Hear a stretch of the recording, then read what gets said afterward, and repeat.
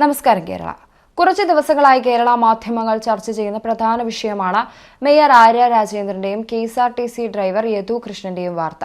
Mayor ചെയ്തത് തെറ്റാണെന്ന ഭൂരിപക്ഷ അഭിപ്രായത്തിന്റെ പേരിൽ ആര്യ നേരിട്ട സൈബർ അറ്റാക്കുകളും മാധ്യമങ്ങളുടെ അനാവശ്യ വാർത്താ പ്രചരണങ്ങളും നമ്മൾ കണ്ടതാണ്. ശരിതെറ്റുകളെ സ്വയം നിർണ്ണയിക്കുന്നതിനു മുൻപ് യാഥാർത്ഥ്യങ്ങൾ പരിഗണിക്കേണ്ടത് ആവശ്യം തന്നെയാണ്. മേയർ ആര്യ രാജേന്ദ്രനുമായി വാക്കുതർക്കത്തിലേർപ്പെട്ട KSRTC ഡ്രൈവർ യദുവിനെതിരെ പോലീസ് റിപ്പോർട്ട് ഇപ്പോൾ പുറത്തുവരുന്നു.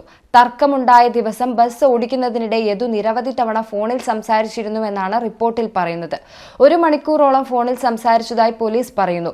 ബസ് ഓടിക്കുന്നതിനിടെ യദു നടത്തിയ ഫോൺ വിളികളെക്കുറിച്ച് പോലീസ് KSRTCക്ക് റിപ്പോർട്ട് നൽകി. തൃശൂരിൽ നിന്ന് തുടങ്ങി പാളയം എത്തുന്നതുവരെ പല തവണകളിലായി യദു 1 മണിക്കൂറോളം ഫോണിൽ സംസാരിച്ചതായാണ് കണ്ടെത്തൽ. ബസ്സിലെ CCTV ദൃശ്യങ്ങളടങ്ങിയ മെമ്മറി കാർഡ് കാണാതായതിലും പോലീസിന് സംശയം യദുവിലേക്കാണ് നീളുന്നത്. സംഭവം നടന്നതിന് പിറ്റേ ദിവസം പകൽ തമ്പാനൂരിലെ ഡിപ്പോയിലുള്ള ബസ്സിന് സമീപം യദു എത്തിയതായി പോലീസ് കണ്ടെത്തിയിട്ടുണ്ട്. മെമ്മറി കാർഡ് കാണാതായതുമായി ബന്ധപ്പെട്ട് യദുവിന്റെ ഫോൺ വിവരങ്ങൾ ശേഖരിക്കും. അതേസമയം KSRTC ഡ്രൈവർ യദുവിനെതിരെ താൻ നടത്തിയ ആരോപണം ശരിയെന്ന് തെളിയിക്കുന്ന റിപ്പോർട്ട് പുറത്തുവന്നതിന് പിന്നാലെ പ്രതികരിച്ച് നടി റോഷ്ന റോയ് രംഗത്തെത്തിയിട്ടുണ്ട്. താൻ പറഞ്ഞത് സത്യമാണ് എന്ന് തെളിഞ്ഞതിൽ സന്തോഷമുണ്ടെന്നും റോഷ്ന ഫേസ്ബുക്കിൽ കുറിച്ചിരുന്നു. റിപ്പോർട്ട് കുറിപ്പിനൊപ്പം പങ്കുവയ്ക്കുകയും ചെയ്തിട്ടുണ്ട്. ജൂൺ 18-ന് തിരുവനന്തപുരം ഡിപ്പോയിൽ നിന്നും വഴിക്കടവിലേക്ക് യാത്ര തിരിച്ച ബസ് 19-നാണ് മടങ്ങിയത്.